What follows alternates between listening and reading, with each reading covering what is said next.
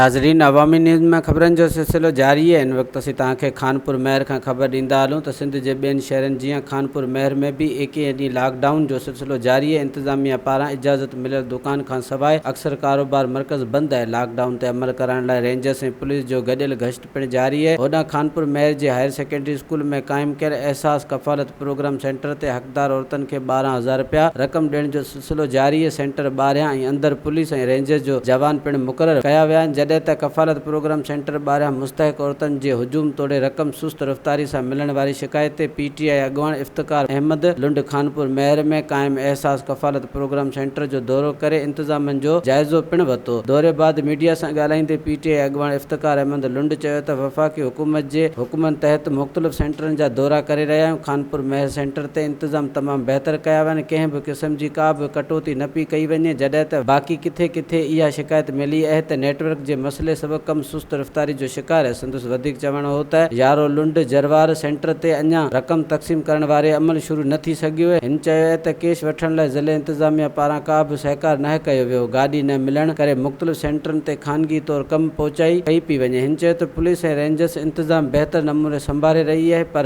आवाम खे social distance रखण जो पाण ख़्यालु रखणु घुर्जे। वधीक ख़बरनि ऐं तफ़सील जे लाइ विज़िट कयो असांजी वेबसाइट awamiNewsHD.com ऐं ॾिसंदा रहो अवामी न्यूज़ HD।